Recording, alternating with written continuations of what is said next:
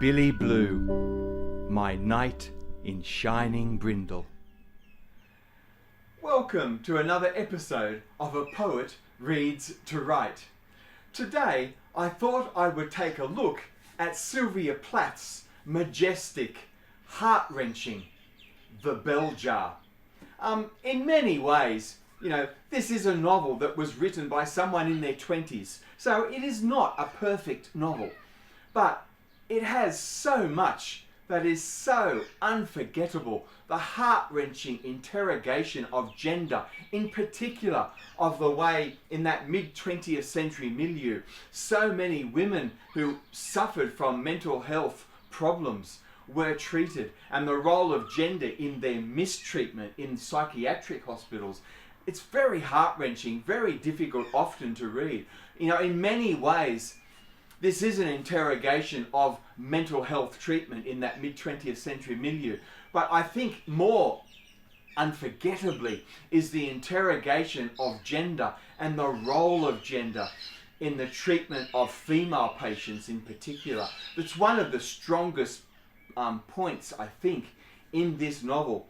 But another thing that is unforgettable in The Bell Jar is the beginning, the opening page. In English language novels, is there anything to surpass this as an opening page of prose fiction? Of course, we have Virginia Woolf's opening to Mrs. Dalloway, and of course to The Lighthouse, which is a novel, probably my favourite novel in the English language. And Orlando too, of course, anything by Virginia Woolf. But my goodness, does anything surpass this as an opening to a novel in English? The opening page of Virginia Woolf's The Bell Jar. It was a queer, sultry summer, the summer they electrocuted the Rosenbergs. And I didn't know what I was doing in New York. I'm stupid about executions. The idea of being electrocuted makes me sick, and that's all there was to read about in the papers. Goggle-eyed headlines staring up at me on every street corner and at the fusty, peanut-smelling mouth of every subway. It had nothing to do with me, but I couldn't help wondering what it would be like being burned alive along all your nerves. I thought it must be the worst thing in the world. New York was bad enough. By 9 a.m, the fake country wet freshness that somehow seeped in overnight evaporated like the tail end of a sweet dream. Mirage grey at the bottom of their granite canyons, the hot streets wavered in the sun, the car tops sizzled and glittered, and the dry cindery dust blew into my eyes and down my throat. I kept hearing about the Rosenbergs over the radio and at the office till I couldn't get them out of my mind. It was like the first time I saw a cadaver. For weeks afterwards, the cadaver's head, or what was left of it, floated up behind my eggs and bacon at breakfast and behind the face of Buddy Willard, who was responsible for my seeing it in the first place. And pretty soon I felt as though I were carrying that cadaver's head around with me,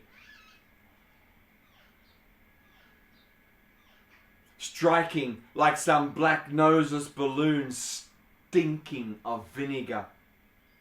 I knew something was wrong with me that summer because all I could think about was the Rosenbergs and how stupid I'd been to buy all those uncomfortable, expensive clothes, hanging limp as fish in my closet, and how all the little excesses I totted up so happily at college fizzled to nothing outside the slick marble and plate glazed fronts along Madison Avenue. I was supposed to be having the time of my life. Oh boy, that is such an unforgettable opening. I'll never forget the first time I read that.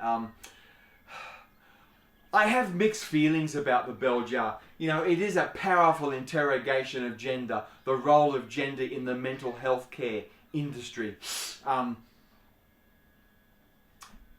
But there are parts to the bell jar, aren't there? You know, the casual racism that does sometimes also seep into the poetry of Sylvia Plath.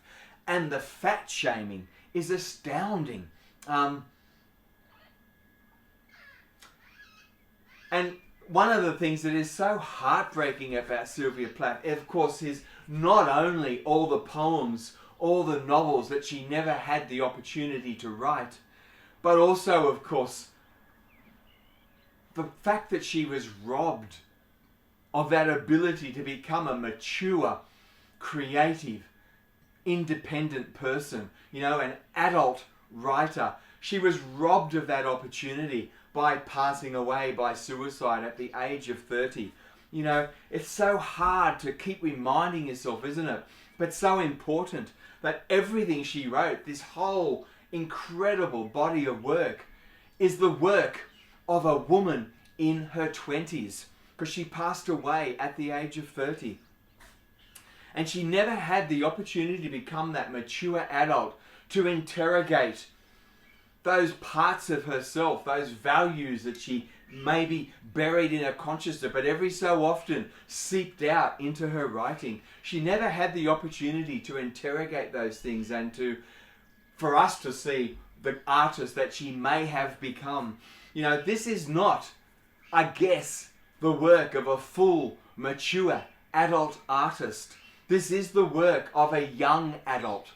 And it is mesmerizing, unforgettable, so powerful. But we have to always remind ourselves, don't we? It is the work of a young adult. It is heartbreaking to think of what we might have had if Sylvia Plath had have lived. It's heartbreaking to think what she may have grown into as a mature adult artist. But we have what we have, thank God. The Bell Jar is a fantastic novel, despite its occasional weaknesses. You know, Stream of Consciousness. It's an odd book in some ways.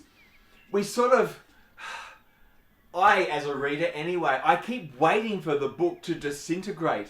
The way Daniel Keyes's Flowers for Algernon disintegrates from those great moments of flowering prose and the creative process when the character from that novel becomes his great, you know, fully embodied self. And then as things begin to unravel and he loses his mental capacities, the way the prose also disintegrates to show, echoes what is happening inside that mind. And, you know, the way, of course, James Joyce captures that in his Stream of Consciousness. The way semantics, grammar, is so loose and fragmented to represent that inner turmoil of that psychological state. The way we almost seem to enter into the novel, into the brain, in thinking. You know, the brain entertaining multiple points of view, multiple ideas all at the same time, and everything is fractured and in part, you know, nothing is complete. The same, of course, in Virginia Woolf's Stream of Consciousness. You know, in this, we don't have that really innovative approach to storytelling. This is a stream of consciousness, of course, therefore, written very much in the first person. But it is a first-person voice that is so detached. Even in the second half of the novel, where we move into the disintegration, into mental health collapse, into, as Esther Greenwood herself says, the novel disintegrates into madness, and Esther finds herself committed to the psychiatric hospital. But the prose itself never skips a beat, does it? You know, the prose itself in this novel never skips a full stop, a comma, a semicolon. The grammar, the style is impeccable throughout. And I guess maybe that's part of the OCD of the Esther Greenwood psychology. But it is a prose style that I am always left a little bit, not disgruntled by, but a little bit unfulfilled by, I guess. You know, the so-called collapse into madness, the committal to the psychiatric hospital, never is born into the prose. It never affects that impeccable, highly polished prose style of Sylvia Plath. And I guess, you know, this is where we remind ourselves, this is the work of a novelist, of a creative genius, but a creative genius in their 20s. It's a fantastic novel. I love it. But it is not a perfect novel. Not for me. The poetry is just so fantastic by Sylvia Plath. But as I said, you know, some of the poems also bear witness to some of that casual fat shaming, the racism of imagery. But the poetry I find much more powerful stylistically. You know, the beginnings of that voice, I suppose, of the confessional poet. You know, that very strong confessional voice. I think the way Sylvia Plath honed that after her reading of people like, you know, Anne Sexton, Robert Lowell, you know, W.D. Snodgrass, the way Sylvia Plath was able to read back into the American roots of that confessional voice, and the way she developed it, in particular, of course, in the poetry, much more than in the bell jar. The way Sylvia Plath was able to place incredible natural places, sometimes of real stark, dangerous beauty, like up in the moors, up in Yorkshire in the United Kingdom. And through the pathetic fallacy, was able to project her own fractured, difficult, fraught emotional state out onto that terrain, so that in describing the moors, you knew there was something else going on, the revelation of very fraught emotional, psychological states. And, you know, I think that is an innovation to the exploration of the confessional voice that is very unique and powerful to Sylvia Plath, particularly in the poetry. And while we're talking about poetry, a few years ago, more than a decade ago now, of course, Frieda Hughes, the daughter of Ted Hughes and Sylvia Plath, she wrote her own book. This is a book, it's a beautiful cover, called 45. And it covers in a very autobiographical way, in verse, because Frieda Hughes, their daughter, is also a poet and artist. But in this book, in 45, there's one poem, one very powerful poem, capturing each year for the first 45 years of the life of Frieda Hughes. In many ways, I think this book is an answer, it is an echo to Ted Hughes's very powerful The Birthday Letters, when he finally also, right at the end of his life, when he found a type of confessional voice and explored his relationship with Sylvia Plath, that marriage, and his own, if not culpability, some of the blame for what happened to Sylvia. I don't think he ever probably accepted enough blame for what happened. But the Birthday Letters, I find it incredibly powerful. It's not a verse novel, but it's almost like a verse sequence dealing with, recounting, recreating in verse that relationship with Sylvia Plath. And I think in many ways, 45 is Frieda Hughes's own answer, own echo to what Ted Hughes created in The Birthday Letters. And in particular, again, the opening to this book is quite startling. Here's, for example, the poem. And each poem is simply called after the year of her life. So poem 1 is simply called First Year. When I was born, there were several things about me that were true, but I didn't know them yet. I breathed. I was held lovingly. I was so completely new. I'd nothing to forget. I explored my ground-bound world with curiosity, blotting paper blank as parchment, where nothing's written yet. Wow, what an evocation of the first life of a baby, of everything that might become, remembering particularly who her parents were. So the second poem in the book, of course, is called Second Year. London was going to make way for Devon in September. I wouldn't have known. Familiar faces, smells and sounds cradled me to my new home. Towering nettles and raspberry bushes, butterflies with wings like eyes, cabbage white caterpillars, and the 3 elms that filled the sky. From atop the Roman mound marked out my boundaries. I crawled with woodlice, voles and centipedes, among the fallen apples and the lilac trees. Mice and hedgehogs, rabbits, frogs and blackbirds welcomed me as a stump among them, taking root and learning my first words. It's very evocative, richly dramatic poetry, isn't it? You know, interrogating the life of Frieda as a daughter, of course the daughter of Ted Hughes and Sylvia Plath, and the way Sylvia and Ted come in and out of the poems as this young girl grows to a woman, herself an artist, a creative genius of poetry and painting. Third year. This is where things start to get a little more fraught. My thoughts were complicated, too hard to describe by the frustrated tongue in my mouth, too weak and tangled in syllables to allow me speak. I wanted to grow faster still, improve upon my verbal skills, and ask the questions plaguing me, to define clear boundaries of safety. Some things were given: company, a brother who would play with me. Some things were taken, a father told to go. The home I'd grown to know, and at the loss my memory crawled into a black hole for safety, where before each tiny thing I saw imprinted, I remembered nothing anymore. My mother,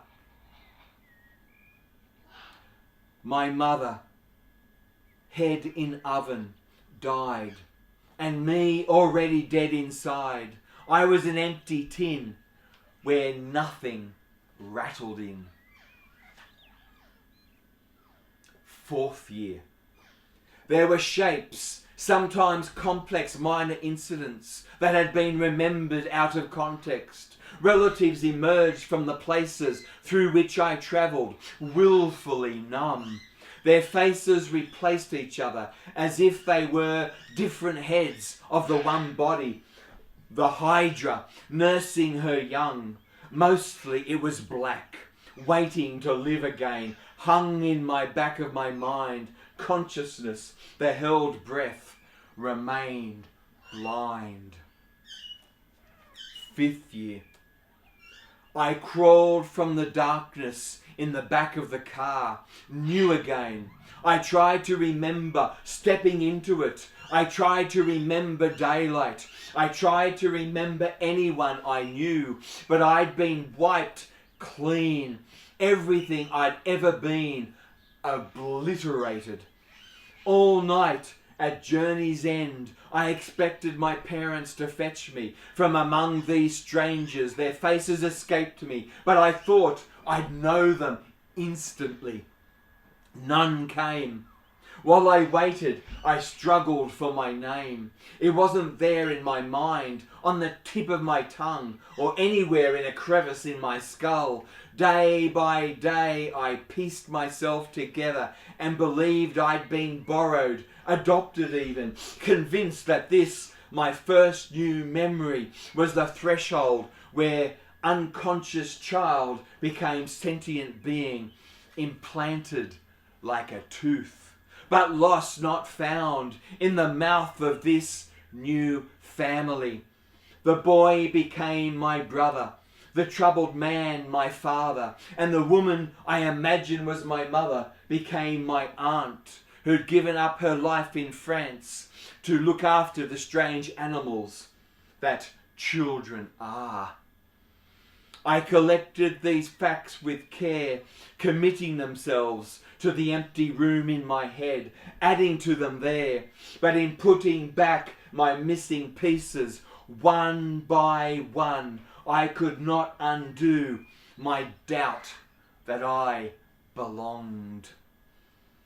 Isn't it heartbreaking that the young girl child has to think of the aunt, the mother who became the aunt, taking the place, the surrogate of the mother who had passed away by suicide just a year or two before.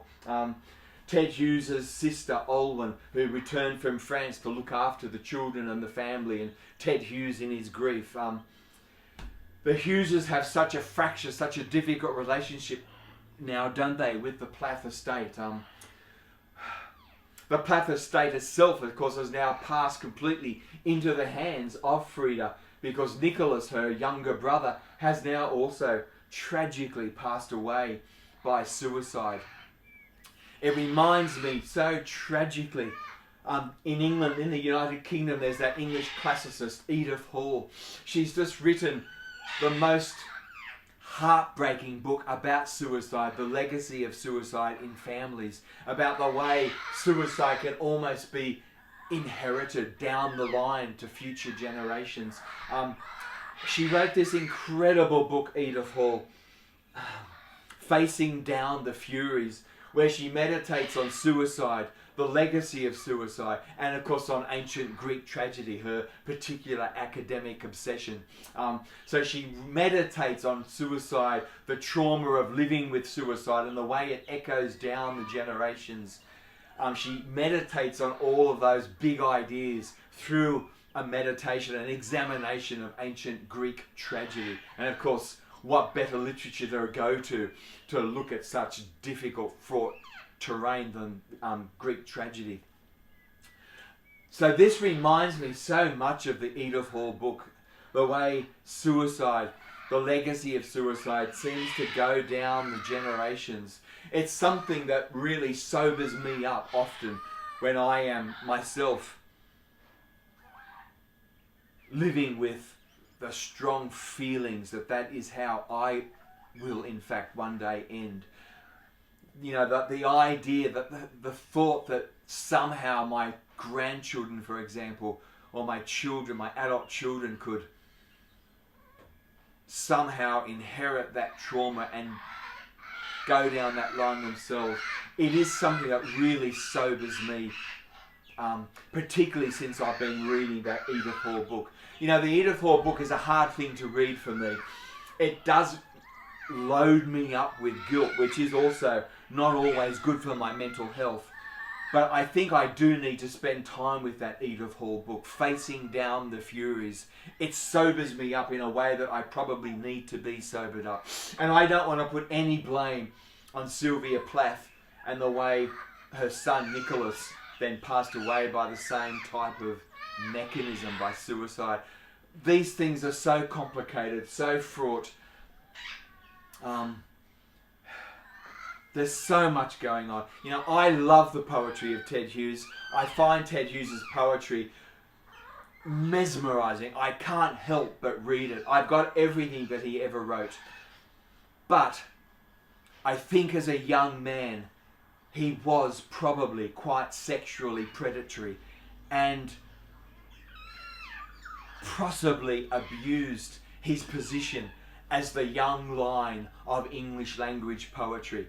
And one of the great victims, one of the great sadnesses, tragedies at the heart of that abuse by Ted was the suicide, not only of Sylvia, but then also, of course, Assisa Weevil.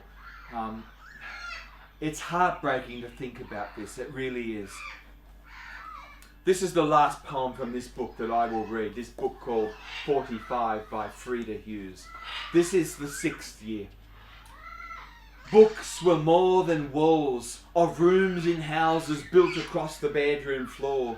Their pages opened up the door beyond days at school and playground calls of friends with happier tomorrows and both parents still alive, while only one of mine survived, my father, a bag of sorrow.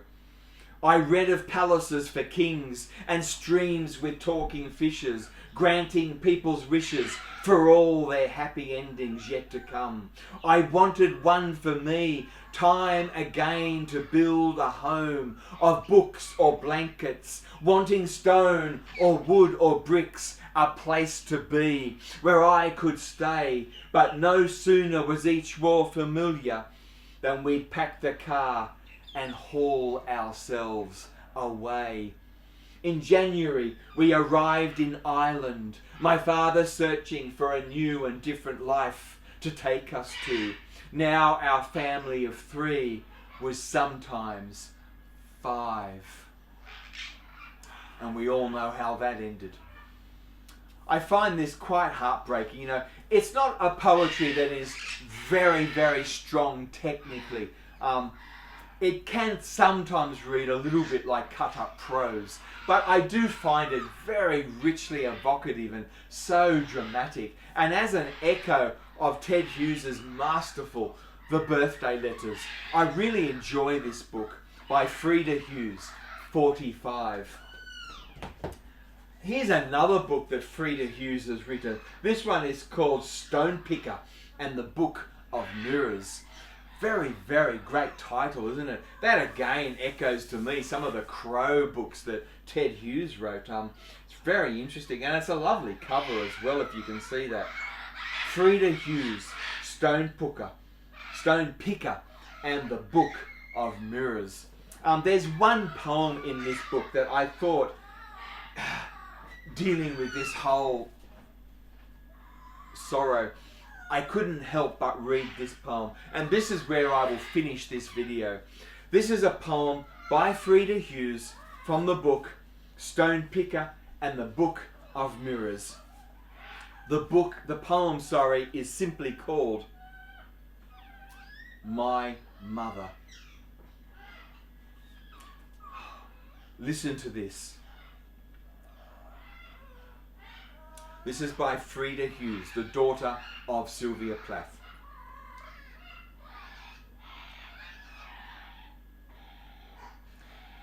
They are killing her again.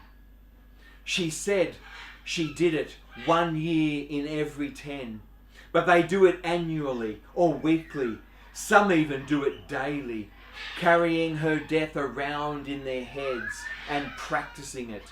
She saves them the trouble of their own.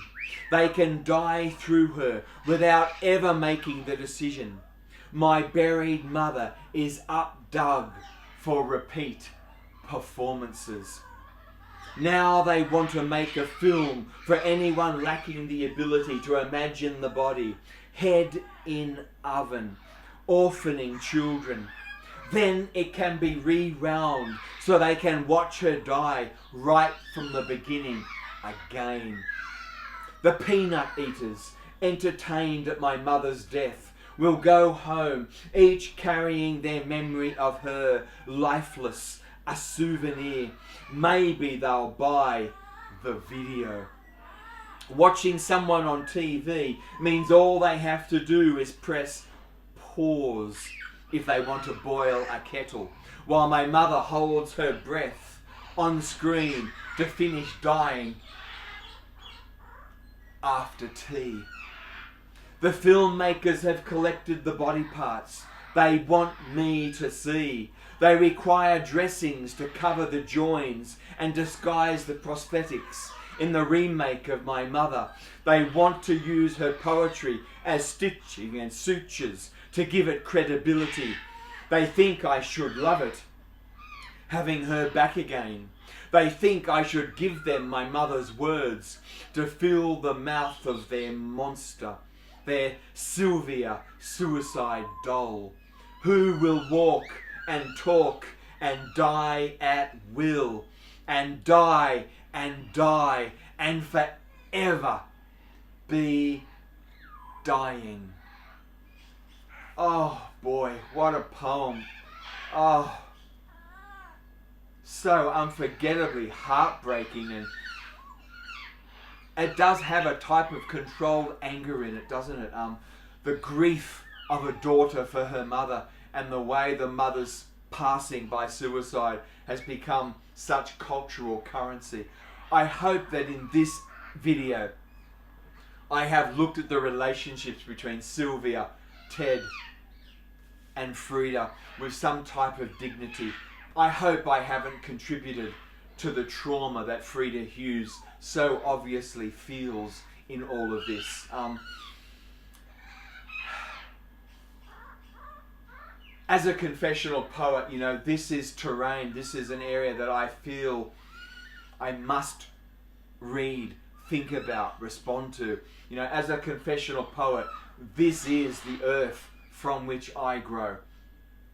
But I hope I've done this video with some dignity. This is the poems of Frieda Hughes in response to the life, the marriage of Sylvia Plath with Ted Hughes. This is what's happened from Frieda's point of view. But the actual main thrust of this video was a celebration, I hope, of the novel The Bell Jar by Sylvia Plath. It's perhaps not a perfect novel, but what novel by a 20-year-old could be perfect?